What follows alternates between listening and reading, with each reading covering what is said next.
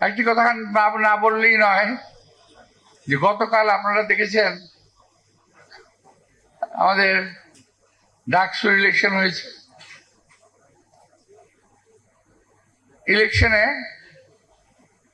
BNP হেরে গেছে, এটা আপনারা বলতে পারেন, কিন্তু আমি কিন্তু বলতে পারি না যে ঢাকা বিশ্ববিদ্যালয়ে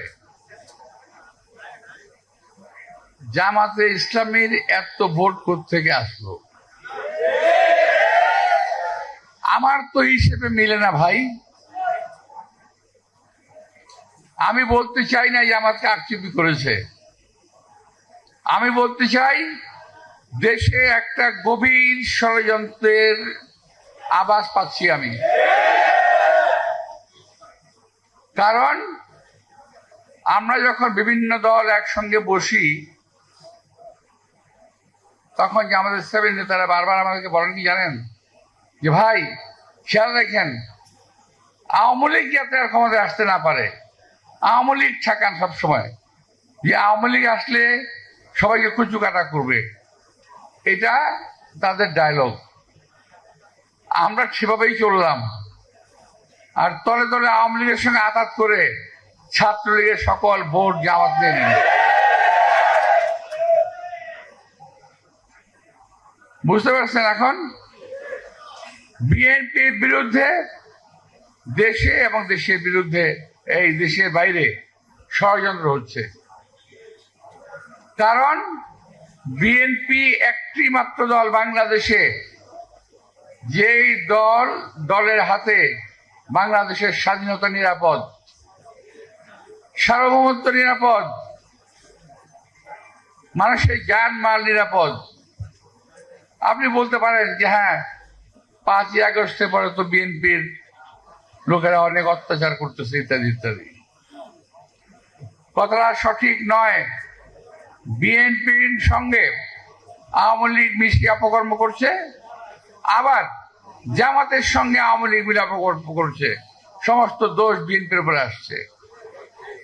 আর বিএনপির ছেলেরা তারা কিছুই বোঝে না, তা আমি বলবো না, বোঝে, তারা এই লোভ সামাল দিতে পারে নাই হয়তোবা।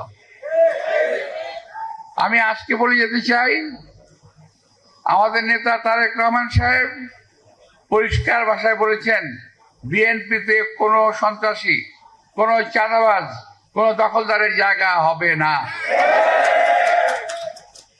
এখনো যদি কেউ সামাল না দেন, এখনো যদি নিজেকে কেউ ঠিক না করেন, তাহলে যদি খবর আসে ইনশাল্লাহ আপনাদের বিরুদ্ধে ব্যবস্থা নেওয়া হবে।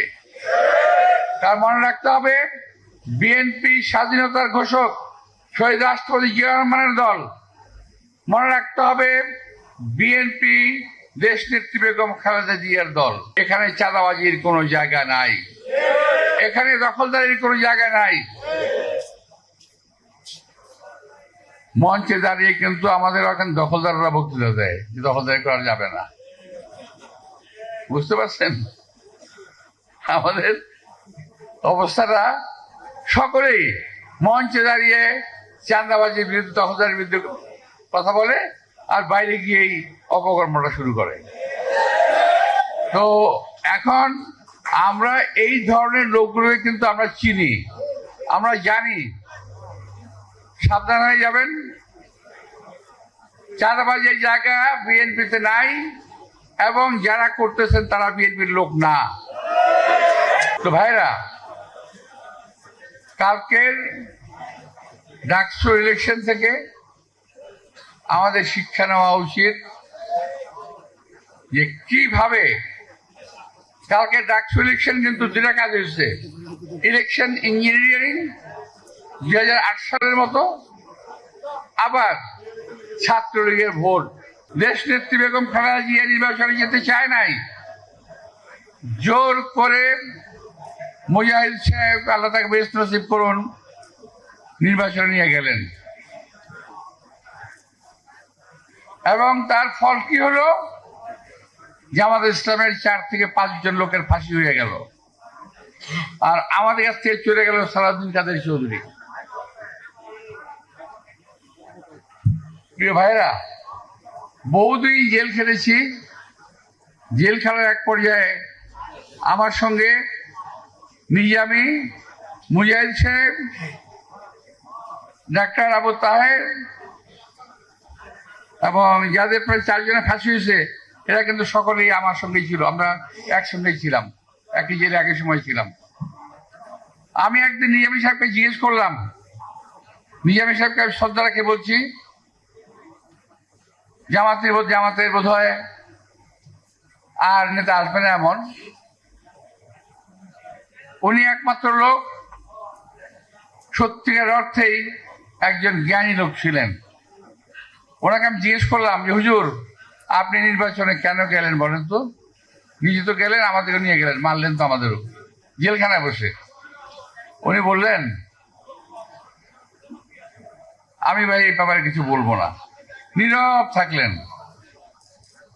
পাশে ছিল মুজাহিদ সাহেব, ওনার সঙ্গে আমার বয়সের খুব একটা তফাৎ ছিল না। তো ওনাকে আমি জিজ্ঞেস করলাম, এই যে নিজামী সাহেব কেন মুজাহিদ সাহেব নির্বাচনে গেলেন কেন? উনি বললেন, আপনি বুঝবেন না কেন গেছি।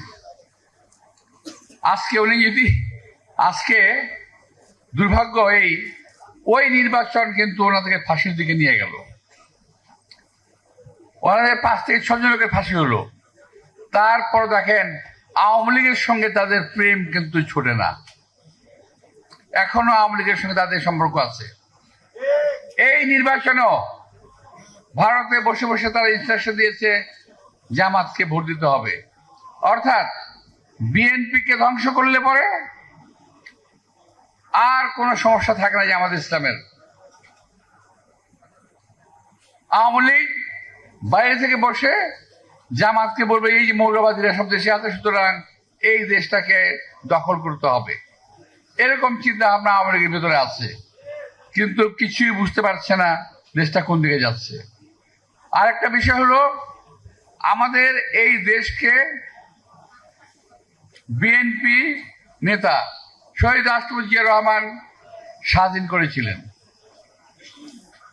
এই দেশের মুক্তিযোদ্ধাদের সঙ্গে নিয়ে দেশটাকে স্বাধীন করেছিলেন।